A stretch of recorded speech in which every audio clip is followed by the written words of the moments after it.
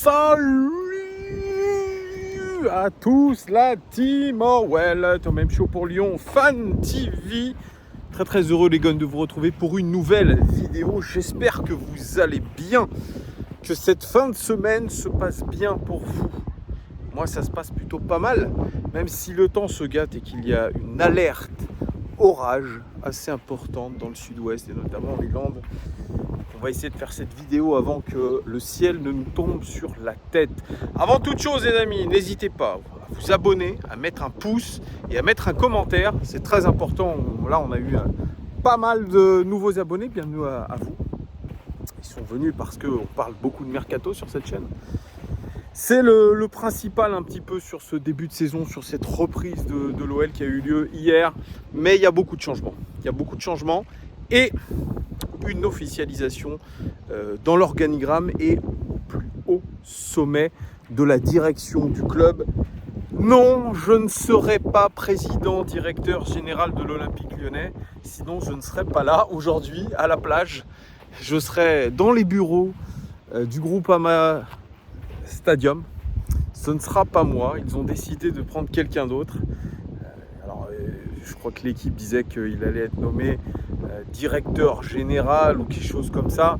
Il sera directeur exécutif de OL Group. C'est Santiago Cucci. Je vous en ai parlé dans une vidéo il y a un peu plus d'une semaine. Eh bien, il a été officialisé, les amis. Et oui, John Textor demandait un PDG intérimaire. Je crois que c'est ça, ou je sais pas, ou même un PDG. Si, il parlait d'intérimaire. J'en sais rien si c'est intérimaire ou non, ou si c'est un poste pérenne, je ne sais pas. En tout cas, il demandait une personne qui a un ancrage lyonnais fort. Santiago Cucci, c'est un citoyen du monde, comme il se décrit. Donc il n'a pas du tout d'ancrage lyonnais comme je peux l'avoir, mais c'est un homme d'affaires. Et hier, ils ont convoqué la presse régionale qui suit l'Olympique Lyonnais pour pouvoir échanger, connaître un petit peu plus le personnage qui est Santiago Cucci, lui poser des questions, connaître le projet. Et je vais vous en donner un petit peu les éléments parce que c'est intéressant d'avoir la ligne directrice de Santiago Cucci qui remplace Jean-Michel Aulas dans ce poste-là. Et il commence déjà, bien sûr, le cirage de pompe pour Jean-Michel Aulas. Il a beaucoup de respect pour Jean-Michel Aulas. Voilà, déjà. Avant tout m'arrive dans la tête, et comme je coupe pas les vidéos, je le fais d'une traite, ça m'arrive. Je lui ai envoyé un mail pour pouvoir l'interviewer sur la chaîne. Déjà que je n'ai pas eu Jean-Michel Aulas, je pense que je n'aurai pas Santiago Cucci, mais on ne sait jamais. Puisqu'on est sur d'autres propriétaires, une nouvelle façon de faire, peut-être qu'ils auront un intérêt un peu plus intéressant pour nous, pour les chaînes YouTube, pour un contact avec les fans un petit peu différent. J'ai vu que là, ils essayaient de mettre un petit peu de punch dans leur communication, notamment sur le compte Instagram, mais ça n'a pas l'air de trop fonctionner. La chaîne YouTube reste toujours moribonde. Donc on va voir, ça aussi, ce volet communication, il sera intéressant parce que John Textor a dit, voilà, les fans sont très importants, le groupe il gueule, donc on verra. Donc j'ai envoyé un mail, j'ai toujours pas eu de réponse, on verra. Donc beaucoup de respect pour Jean-Michel Aulas parce que lui n'est pas un président propriétaire comme l'était Jean-Michel Aulas et que c'est complètement différent. Mec qui dit qu'il n'a pas de pression. C'est vrai que moi quand je l'avais écouté dans ce podcast, j'avais senti un mec plutôt détendu, plutôt chill. Vous savez, un petit peu à l'américaine. Le mec a passé 5 ans aux États-Unis et c'est plutôt la détente en mode après le boulot, je vais prendre ma planche de surf et je vais aller surfer. Un petit peu comme ce qui peut se faire aussi à Biarritz, Saint-Jean-de-Luz ou même ici, là, dans le coin. Où après le boulot, certains, un petit peu en mode bonne vibes, partent faire un petit plouf. Voilà. Donc oui, il n'a pas de pression parce qu'il n'est pas Jean-Michel Aulas. Il a une connaissance du monde des affaires. Il dit qu'il est passionné de foot et qu'il a le sens de l'humilité. Passionné de foot, j'en sais rien. C'est pas ce qui me saute aux yeux. En tout cas, c'est pas ce qui caractérise Santiago Cucci, qui n'a jamais travaillé dans le monde du football. C'est sa première expérience dans le foot. Donc, qui disent qu'il est passionné de football, je veux bien le croire, mais il est bien obligé de le dire. C'est surtout ça. Alors pour lui, Laurent Blanc, c'est l'un des meilleurs entraîneurs de France et qu'il croit beaucoup en Laurent Blanc, avec qui il a déjeuné hier en compagnie de Vincent Ponceau. Parce que, ah oui, l'OL, l'organigramme, il commence à être assez fourni. Donc vous avez Santiago Cucci qui est le directeur exécutif de OL Group. Vous avez 2 directeurs généraux, Vincent Ponceau qui est directeur général football et Thierry Sauvage, directeur général OL Group. Vous avez Sonny Anderson qui est conseiller du président, on n'en sait rien. Vous avez tout un tas de mecs là qui s'ajoutent. Vous avez Mathieu Louis-Jean, directeur du recrutement. Bon, ça commence à faire quand même beaucoup. Il va falloir quand même être, je dirais, très précis dans les fonctions de chacun pour que ça fonctionne bien. Enfin, en tout cas, c'est mon avis, hein, les amis, c'est que mon avis à moi. Mais il va falloir qu'on comprenne vraiment qui fait quoi. Qui fait quoi. Ah oui, pour ceux qui pensaient que Vincent Ponceau allait être viré, vous voyez bien qu'il est un membre prépondérant de cet organigramme. Il est d'ailleurs sur toutes les photos et les vidéos des signatures de l'Olympique Lyonnais. Voilà, donc il est considéré comme un très bon Vincent Ponceau.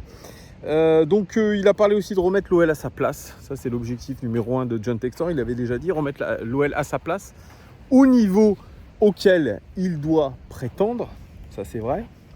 Eagle n'est pas un fonds. Ils sont propriétaires de 4 clubs et pour lui, c'est complètement différent. Et là, il nous parle du projet génial de Eagle Football, projet génial, projet très excitant, nous dit-il. Il a dit, ce projet m'éclate. C'est un petit peu à l'américaine. Les mecs, ça les éclate. Ils ont l'impression d'être dans une start-up. Donc ça les éclate. Il dit qu'il sent qu'il a un rôle à jouer. C'est un citoyen du monde, je vous l'ai dit. Il est passé par Quicksilver, qui est une marque ici dominatrice, qui a été rachetée par David Beckham récemment. Il est passé par Levi's, il est passé par Marc Jacobs, il est passé par Dockers. Donc vous voyez, il a beaucoup d'expérience dans le monde des affaires, dans le sport de glisse plutôt dans le sport de glisse, les amis.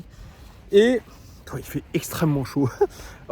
Les gars, je ne sais pas si vous voyez, mais il fait extrêmement chaud. J'ai l'impression de faire une traversée du désert. Il y a très peu de vent.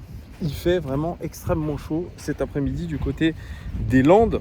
Vous en avez rien à foutre, mais moi c'est compliqué. Je marche dans le sable en même temps que je vous fais la vidéo. Donc je galère un tout petit peu. Alors oui, son rôle, ça va être de faire le pont entre l'actionnaire américain, passionné et ambitieux, avec l'équipe de l'Olympique Lyonnais, qui est aussi passionnée. Voilà, donc on est sur des discours de circonstances. Il dit qu'il est à 1000% dans le projet. Il va travailler dans le sens de John Textor. Il ne va pas aller contre. C'est-à-dire qu'il va vraiment avoir des directives de la part du propriétaire John Textor. Et lui, il va appliquer les directives de John Textor. Voilà, c'est comme ça que ça va se faire. Donc il va pas aller contre lui en disant « Ah non, je ne suis pas d'accord avec toi, ah, ça ne va pas aller comme ça, etc. » Et il a dit qu'il n'interviendrait pas auprès de l'équipe et du coach. Ça, c'est important. C'est clairement une cassure entre le management GMA et le management Santiago Cucci. En gros, il sera pas là à tous les matchs, pas comme l'était Jean-Michel Aulas. Il ne va pas aller jacasser avec Laurent Blanc en lui disant « Écoute, moi je pense que tu ferais mieux de faire un 3-4-3 plutôt qu'un 4-3-3. » C'est pas ça, lui. Lui, vraiment, il est dans le côté business, il n'est pas dans le côté sportif. Il va déléguer beaucoup. Mathieu Louis-Jean, Vincent Ponceau. Mais lui, c'est pas son truc. Ça va pas du tout être son truc. Donc ça, c'est tant mieux, parce qu'au moins, on voit que, on a vu avec Jean-Michel Aulas que c'était un mec qui ne déléguait pas. Et quand vous ne déléguez pas, on voit que vous ne pouvez pas aller de l'avant, parce qu'aujourd'hui, une entreprise qui fonctionne, c'est une entreprise qui délègue. Voilà. Donc ça, c'est un point de rupture très très clair aujourd'hui avec ce que faisait Jean-Michel Aulas. Cette capacité qu'il aura, Santiago Cucci, à déléguer, à essayer d'être meilleur dans le management et surtout à créer une sorte de rupture. Les gars, je monte les escaliers. J'ai cru que j'allais crever sur le sable. Et j'ai failli bien crever sur le sable. La traversée du désert est passée. Bref.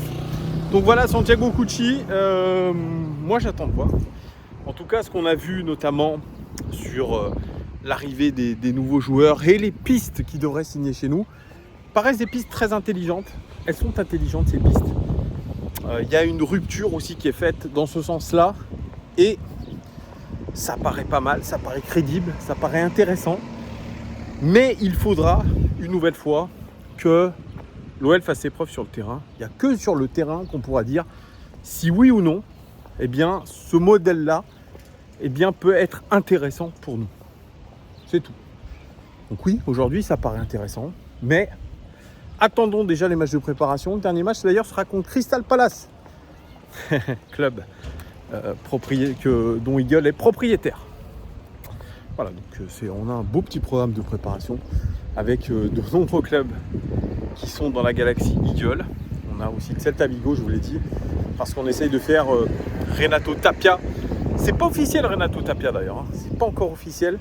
Clinton Mata, c'est bon, je vous disais, c'est pas officialisé, c'est bon, c'est officiel.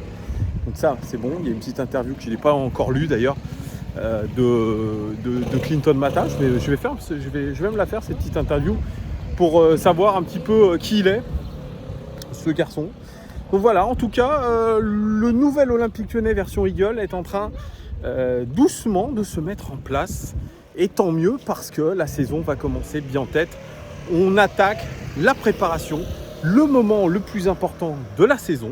Donc il faut être prêt, et on doit être prêt dans toutes les arcanes du club. Voilà, vous me direz en commentaire ce que vous pensez, les gars, de l'arrivée de Santiago Cucci en tant que directeur exécutif de ce club. Bonne journée à vous, mettez-vous au frais pour certains. Je crois qu'à Lyon, il fait des températures absolument abominables aussi. Donc mettez-vous bien au frais, pour ceux qui peuvent. Moi, pour l'instant, je ne peux pas trop. Mais voilà, je vais m'y atteler. Allez, gros bisous les amis, je vous fais des énormes bisous et puis je vous dis à très bientôt. Ciao!